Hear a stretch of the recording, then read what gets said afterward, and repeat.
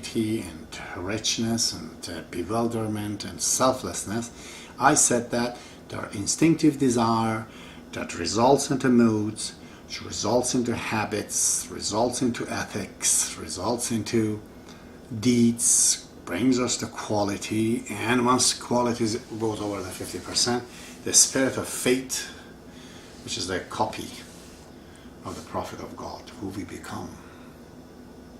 So it's a long road to go, but anyone can do it. Baha'u'llah says sometimes in a twinkling of an eye you can get there. And sometimes you have to work. Usually you have to work a lot. And I use this and I said, okay, man within himself have these 7 things. I'm going to explain this because this is a practical matter. It basically engulfs everything that a man deals in this universe. He has is in this 7 process that I explained. But there's other social aspect to the life of man. That's another 7 process. When man comes with another opposite sex together, they create a bond. The first social level, which is love and marriage and all the bad and good things that comes in. The second process is that they have children now. From man, he turned to husband, now he turns into a parent. That's the second stage. The third stage is that your immediate family, your uncle, your cousins, your clan. The fourth stage goes outside your family, becomes your friend, those where you see them every day. That's the fourth stage of the level. What do we have to do there? Very elaborate, if I want to talk about these things. My dear friends, I have to speak all my life. But, so after that, from the friends past, now you and your local government in a city, there are people that you are in communication with, but you don't know them, but still with them you live. That comprises your local government. Then is your national government. There's a national level, at a state level. There are many, many other people that you have a commonality with them. That will be the 6th stage, and finally you and the people of the planet that you are. With all of them you are creating big pictures. There's a big picture of you with all the people in the earth. There's a picture of you with your people in your nation. There's a picture of you, you're a part of another puzzle, that's your local government, and it's your friend, and it's your immediate family, then it's your children, and then finally it's your spouse. So altogether it's about 14 topics that I will be talking about.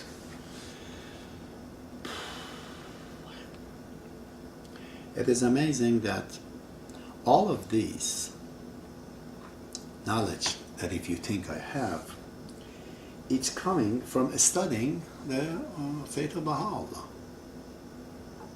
But for me what he says is not another word. That is very important, my friends. When he says something, it is guaranteed. This is what Shawi Effendi in the Most Holy Book of the Baha'i says. This is prescribed. The religion of God is not philosophical book. It's not textbook of the teachers. It's not the book of the law of the lawyers. It's not the political book of the politicians. It's the doctor's book. It's prescription. It's not a story. You gotta do it. You don't, you die. You don't, you're unhappy. You're sick. And do you know you're sick or not? You read it and you find out. So, there's guarantees in what he says. And I'm going to bring all of what he says. Every time I try to wave in my life a few of his words, and I thought, I'm not going to listen to this. That's not applicable to me. I suffered. I can mention a few times, 4 or 5 times. Then I discovered Baha'u'llah is not creating laws or something. He's just letting us to know. He's in the airplane, he's in a different dimension. Says, hi guys, down below.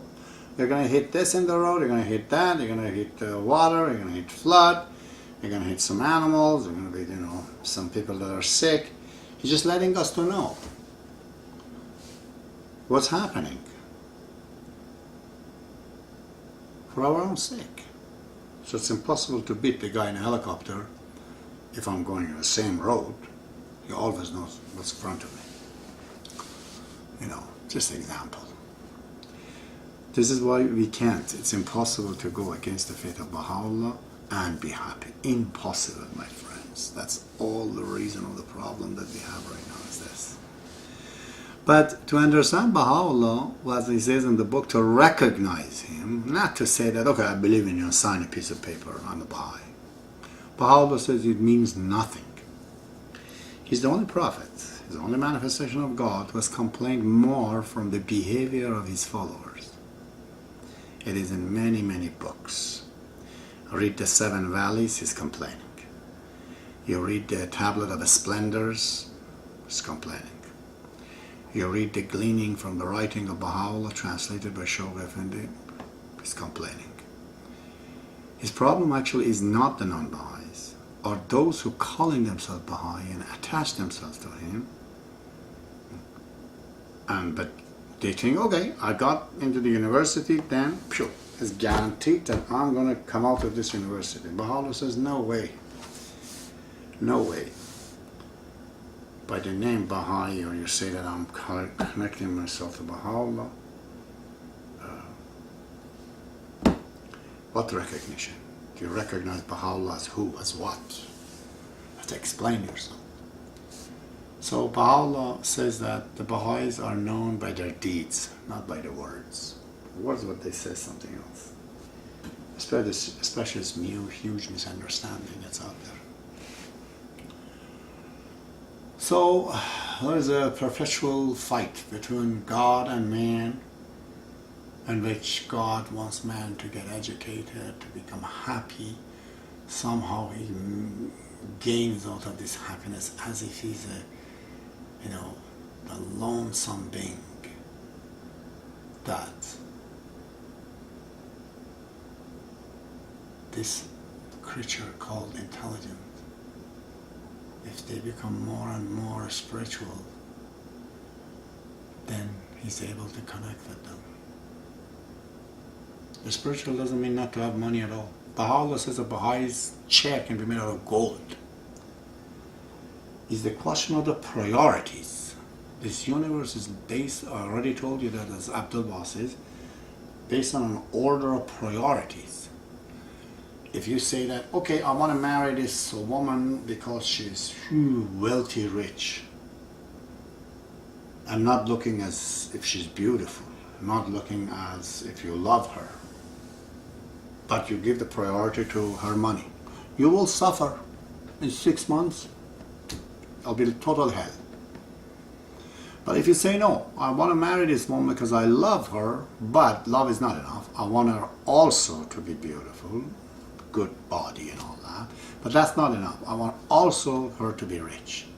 Okay, wait till your luck comes and you find a person that you love who is beautiful and great body and also wealthy and rich.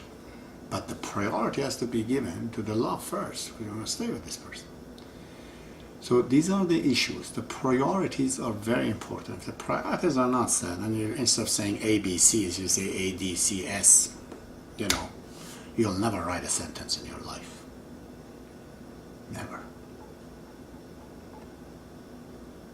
Because this universe is a process from simplicity to complexity. It's a gradual process. This is the way the order is written. As I told you in the Constitution of the Universe, Abdul Baha explains that the philosophy to us. So the priorities has to be given to the right things. What are the things? Is your need. Your need is the priority. But if you think you need sex right now and not love, then you try hundreds of women sexually, whether you like it or not, you become a prostitute. You don't get paid for it, but you are a prostitute. You're like a nail, it's blunt. It cannot fasten any two wood, any two pieces together. You're a person so fragile, so dysfunctional. Any other woman comes, your criteria is set already in your brain because you did it. Then after 6 months, you don't like her anymore because sexually it was done, finished. And that's what the result of the marriages are in. So I'm going to discuss all these things in detail. This was basically an introduction of what I'm going to say. What I'm going to say is a practical theory of living, which is the reconstructions of the Baha'i faith. I bring what Baha'u'llah says and how I reconstruct it in my view. Remember that. It's just my view. Where I sit on the chair, it looks like this. On my website, in my connection, to the internet. But you have your own subscription, you're going to go on a different site and you see something else that's just as wordy. That's just as probably scientific and logical and reasonable. And people may find it interesting. So, again, to summarize, religion classically, as it's been explained to the man of 21st century with this much progress in the religion, it seems sham. It seems like a lame duck. It seems too irrelevant, a fairy tale. Nothing practical, nothing relevant, nothing useful. I, as a Baha'i, am going to re-explain this, put it into the practical use, like a prescription as Shoaib and this is, to bring it to you guys, and it might become useful to you. And that would be 14 topics. 7 of them deals man with himself, and 7 a man with in the relationship with other people. So I think I'll conclude this. I like myself talking. I don't going around too many topics, too many subjects. Just staying on the path. I tried anyways.